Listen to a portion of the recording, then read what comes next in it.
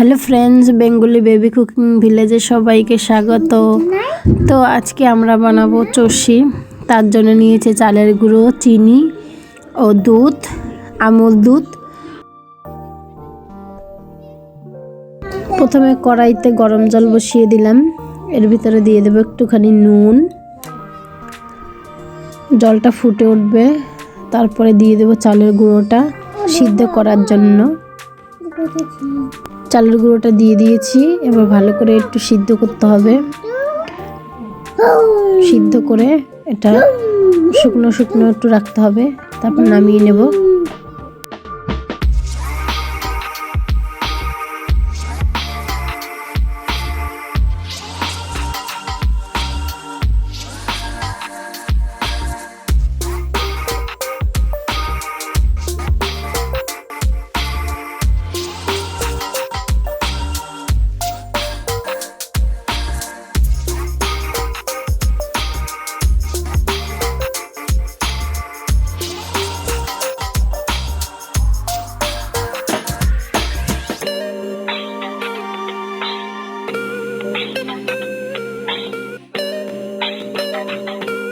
সবগুলো পাকিয়ে নিলাম, এবার এটাকে কাটতে হবে। চষি যেইভাবে কাটে, দেখতে থাকো কিভাবে কাটি।